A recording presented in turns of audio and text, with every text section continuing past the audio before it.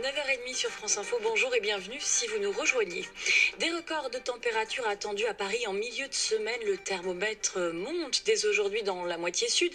Nouvel épisode de canicule, le deuxième en moins d'un mois, 21 départements du sud-ouest et du centre-est placés en vigilance orange.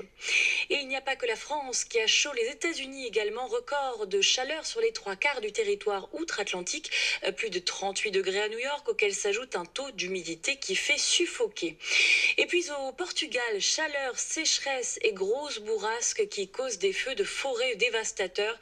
Des centaines de pompiers luttent contre les flammes depuis samedi dans la région montagneuse du centre du pays.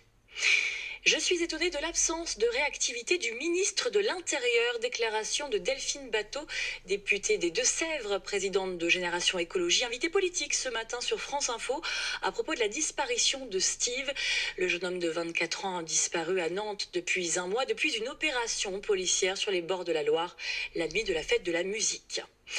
Gourou apocalyptique, prophétesse en culotte courte, des députés LR veulent bouder le discours de Greta Thunberg à l'Assemblée nationale. Les députés LR Julien Aubert et Guillaume Larrivé n'écouteront pas la jeune Suédoise s'exprimer demain à l'Assemblée. Ce dernier appelle même ses collègues au boycott. L'avenir de l'Europe se joue en partie au Royaume-Uni aujourd'hui, dernier sprint avec la clôture ce soir du vote des militants conservateurs. On saura demain qui de Jeremy Hunt, l'actuel ministre des Affaires étrangères, ou de Boris Johnson, partisan d'un Brexit dur, prendra la place de Theresa May, l'ancien maire de Londres et on le sait, le favori. Pari gagné pour le président ukrainien Volodymyr Zelensky. Le comédien novice en politique devenu président en avril a signé une nouvelle victoire électorale hier.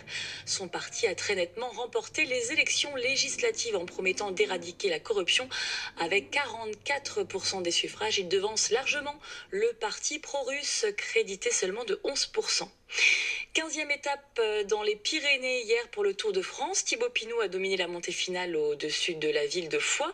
À la 4e place au général, 1 minute 50 derrière Alaphilippe, l'autre Français qui fait des étincelles depuis le début du Tour et qui sauve son maillot jaune. Repos aujourd'hui pour les coureurs avant d'attaquer les Alpes et la dernière semaine.